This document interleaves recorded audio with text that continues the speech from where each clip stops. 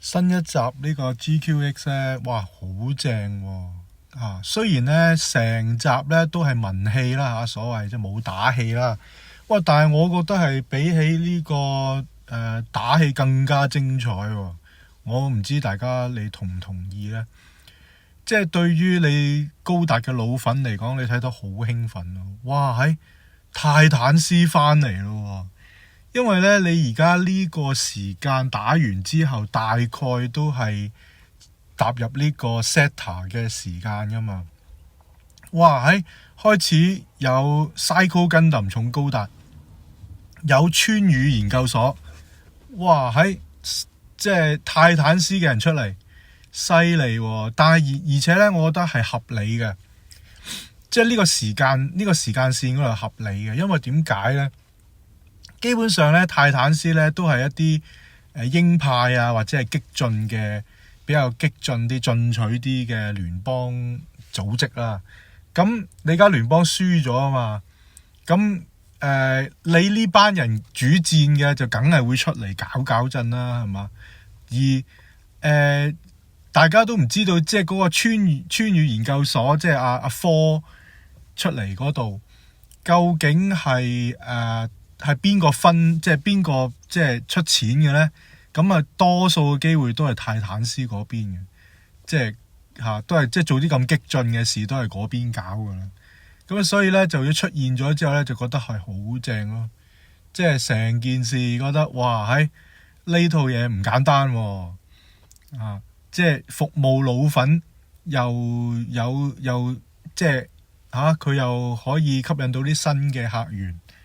但係我唔知道新嘅人睇即係睇嗰啲人物出現嘅時候，佢哋會有啲咩感覺，我唔知，或者可能亦都可能咧會幫助到咧帶動到啲新粉睇開，跟住你哋啲老鬼喺度講話，喂，嗰人 Zeta 啲人出翻嚟喎，泰坦斯，咁可能嗰啲人會走翻去前邊嗰度睇翻一年戰爭啊，睇翻 Zeta， 即係其實呢個咧真係好聰明嘅做法，我覺得。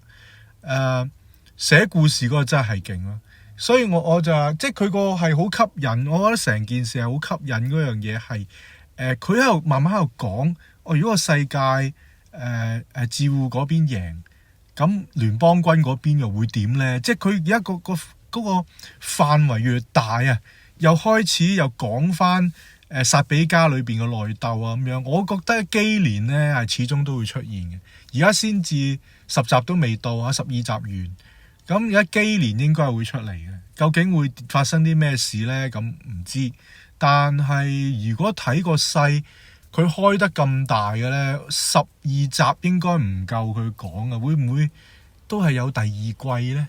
有第三季咁落去呢？我希望佢有喎，如果佢有一季咁樣落，咁啊一路嗰個故事伸延到去例如斯諾哥啊，哇係咁就正啦！我係好期待佢出現斯諾哥，即